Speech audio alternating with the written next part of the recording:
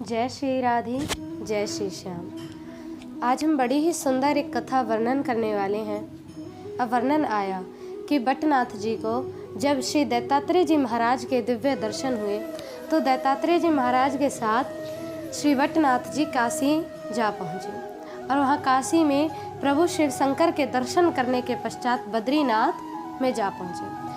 अब बद्रीनाथ में दत्तात्रेय जी ने कहा कि वटनाथ तुम यहाँ पर रह करके तपस्या करो, और सर्व विद्याओं में संपन्न गुरु दत्तात्रेय जी ने वटनाथ को बना दिया। जब सर्व विद्या में संपन्न वटनाथ जी हो गए तो इधर आगे की लीला अब दत्तात्रेय जी विचार कर रहे थे कि नौ नाथों की जो दिव्यता दर्शाई गई थी कि अब एक और नाथ का अवतरण होना है।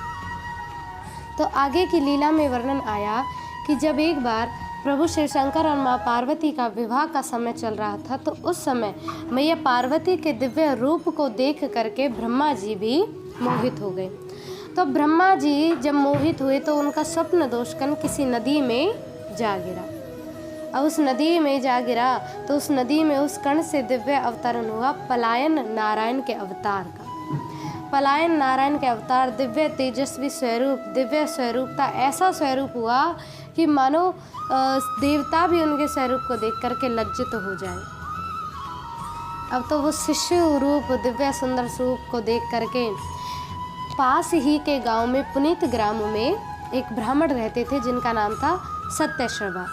सत्यश्रवा ब्राह्मण जब कुशा लेने के लिए उस नदी किनारे पर पहुँचे तो वहाँ पर एक बालक को देखा और उसका तेज स्वरूप देख करके एक बार तो मन में विचार किया कि ना जाने ये बालक किसका है, और इतना सुंदर तेज है तो कहीं राजा या किसी का पुत्र हुआ और हम ले जाएं तो कहीं प्राण दंड मिल जाए।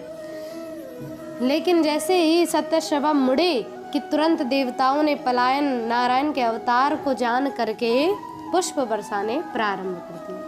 अब पुष्प बरसाने प्रारंभ किए तो सत्यश्रवा और देख करके डर गए कि ओहो, ये तो कोई भूत बला समझ में आती है, ये तो कोई भूतों की लीला है। सत्यश्रवा जैसे ही आगे भगे ही थे कि देवताओं ने आकाशवाणी करी कि अरे सत्यश्रवा वहीं रुक जाओ। अब तो सत्यश्रवा आकाशवाणी सुनकर और तेज भगने लगे। डर लगने लगा कि ओहो, ये तो कोई भूतों की लीला समझ में आती है। देवताओं ने नारद जी को भेजा। नारद जी सामने आकर के खड़े हो गए सत्यश्रवा के। सत्यश्रवा कहने लगे, महाराज आप कौन हैं? तो कहने लगे, प्रभु ये कोई भूतों की लीला नहीं, ये देवताओं की लीला है। और चलिए, ये जो आपको संतान दिखाई दे रही है ये स्वयं श्री नारायण के अवतार हैं और आप इनका लालन पालन कीजिए। अब सत्यश्रवा ने जब ये बात सुनी तो नारद जी के द्वारा अब उस संतान को लेकर सत्यश्रवा अपने घर आ गए। सत्यश्रवा की पत्नी का नाम था चंद्रप्रभा। उन्होंने जब उस संतान को देखा तो माना कि ओह, स्वयं देवी ने ही हमें ये संतान प्राप्त कराई है।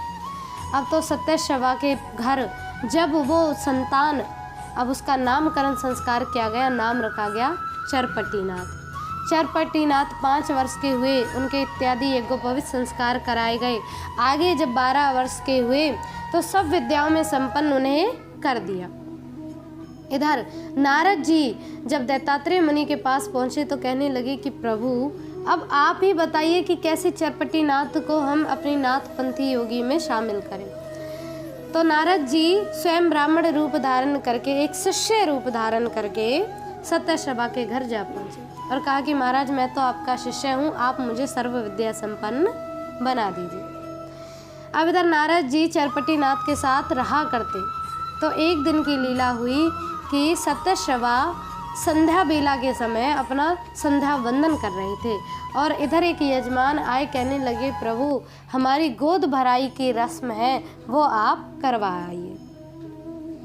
जब ये बात कही तो सत्यश्रवा ने अपने पुत्र चरपटीनाथ को भेज दिया। चरपटीनाथ ने सब विधि अनुसार अपना कार्य निपुण किया, लेकिन जब बारी आई यजमान से दक्षिणा लेने की तो यजमान उन्हें दक्षिणा देने लगे। चरपटीनाथ को तो समझ थी ही नहीं दक्षिणा देने की, तो चरपटीनाथ को समझ नहीं थी, इसलिए वो कहने लगे कि हम इतनी दक्षिणा नहीं लेंगे। तो यजमान चरपटीनाथ को बार बार बुरी भली कहने लगे कि अगर आप ये दक्षिणा नहीं लोगे, जिसमें जितनी सामर्थ्य है उतना ही तो दे सकता है।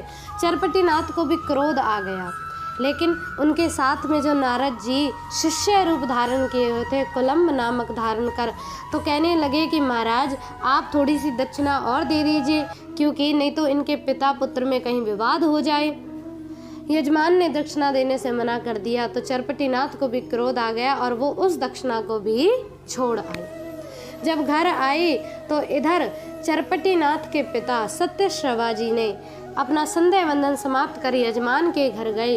तो यजमान की बातें सुनकर के चरपटीनाथ के बारे में अब तो सत्यश्रवा को क्रोध आया। सत्यश्रवा ने आकर के कहा कि अरे चरपटीनाथ, कोई कितनी भी दक्षिणा दे तुम्हें उतना ही ग्रहण करना चाहिए, तुमने क्यों अधिकतर दक्षिणा की मांग करी।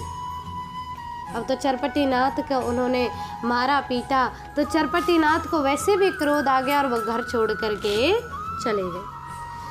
अब घर छोड़ करके गए, काशी में शिव जी के दर्शन किए, तो मन में विचार किया कि वापस घर लौट आए।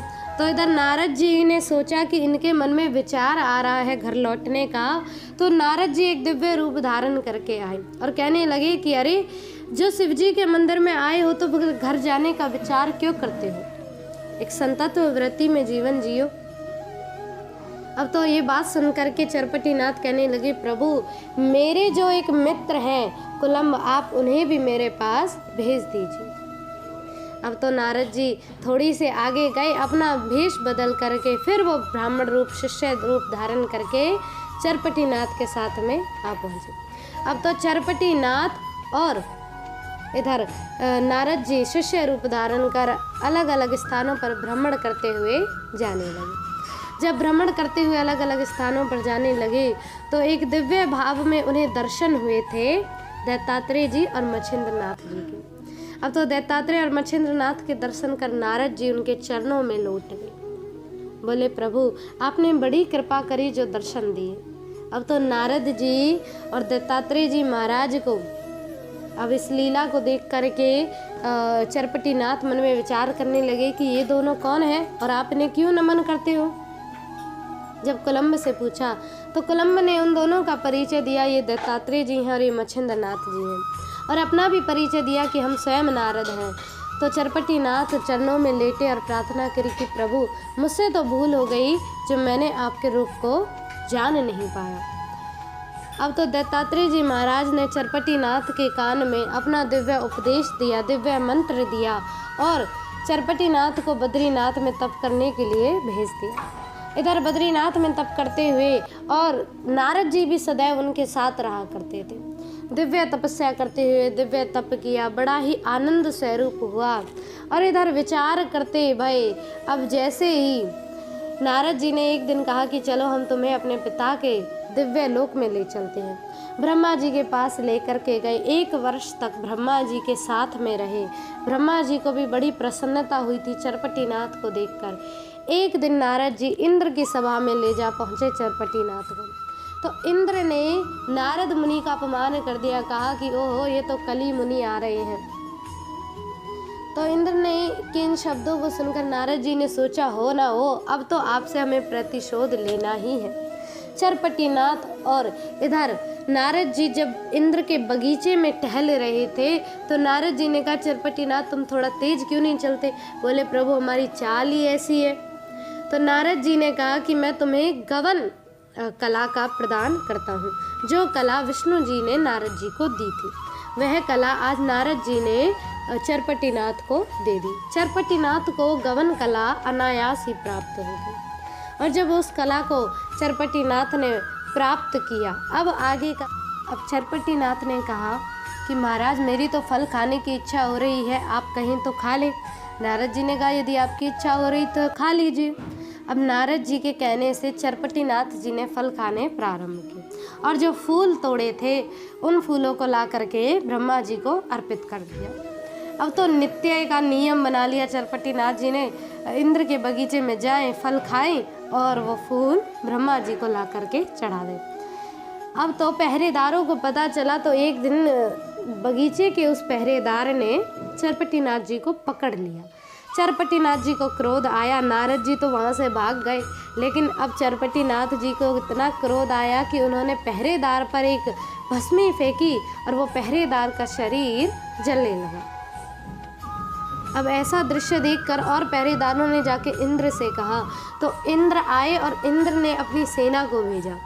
सेना का इतना अब तो वातास्त्र के द्वारा चरपटीनाथ जी ने सेना का बड़ा बुरा हाल कर दिया। उस हाल को देख करके अब तो इंद्र मन में विचार करने लगे और स्वयं शिव जी के पास जा पहुँचे और शिव जी के पास में जा कर के कहा कि महाराज आप हम पर कृपा करें और देखिए ये इस योगी ने आकर के कैसा हाल मचा रखा है। तो शिव जी ने अपने अष्ट भैरव को, अपने शिव गणों को भेज दिया। अब शिव गणों ने जाकर के युद्ध किया तो चरपटीनाथ ने मोहिनी अस्त्र के द्वारा उन गणों को भी मूर्छित कर दिया। इधर विष्णु भगवान ने जब अपनी सेना को भेजा, देवताओं से कहा युद्ध करने के लिए, तो स्वयं विष्णु भगवान ने जब सुदर्शन चक्र फेंका तो वही सुदर्शन चक्र चरपटीनाथ के हाथों में जा पहुंचा। अब उनकी उंगली में सुदर्शन चक्र को देखकर इधर भी विष्णु उधर भी विष्णु रूप देख करके विष्णु भगवान विस्मित हो गए और अब विष्णु भगवान को समझ आया कि ओहो ये तो पलायन नारायण के अवतार हैं। चरणों में शीश झुकाया, प्रार्थना करी। तो इधर ब्रह्मा जी आए और ब्रह्मा जी ने आकर के चरपटीनाथ को और इधर शिव जी को, इंद्र को, सबको रोका और कहा कि महाराज ये क्या लीला करते हो। तो अब इंद्र को पता चला, अपनी क्षमा के लिए बृहस्पति भगवान से पूछा कि बृहस्पति देव ने कहा कि अगर तुम्हें क्षमा याचना ही करनी है तो 9 नाथों को बुला करके एक सोम यज्ञ कराओ, उस यज्ञ में सबको आमंत्रित करो। और उस सोम यज्ञ का जब आयोजन किया गया तो बृहस्पति देव द्वारा उस सोम यज्ञ की सब विधि निपुण करी गई। इधर 9 नाथों को बुलाया गया, कनीफा नाथ, चौरंगी नाथ, रेवन नाथ, जलंधर नाथ इत्यादि, धर्मनाथ, गोपी चंद, मैनाकनी, मंदा, इन सबको बुला करके अब तो मच्छिंद्र नाथ जी ने मौनी नाथ को भी बुलवाया। बारी बारी से जब सब नाथ आए, सबको देख करके बड़े प्रसन्न हुए, बड़ा ही आनंद होने लगा। इधर जब यज्ञ पूर्ण हुआ, इंद्र ने क्षमा याचना करी चरपटीनाथ से और दिव्य यज्ञ की पूर्णता में बड़े ही प्रसन्न हुए।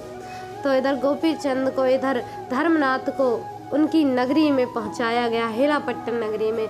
जो मुनि जहाँ से आए थे उन सबको उसी स्थान पर पहुंचाया गया और इंद्र ने बड़ी ही क्षमा याचना करी। इधर चरपटीनाथ जी भी कहने लगे कि अब हमें दिव्य तप के लिए जाना चाहिए। तो यहाँ पर इस भाग में आज की वीडियो में जो मच्छिंद्र नाथ जी, गुरु दत्तात्रेय जी ने विचार किया था 9 नाथों का, आज ये जो नाथ की कथा हुई है चरपटीनाथ जी की, वह चरपटीनाथ 9वें नाथ है। तो आज ये 9 नाथों का भाग संपूर्ण हुआ। आशा है आप ऐसे ही सभी दिव्य कथाओं को श्रवण करते रहेंगे, आनंदित रहेंगे, प्रसन्न रहें। जय श्री राधे, जय श्री श्याम।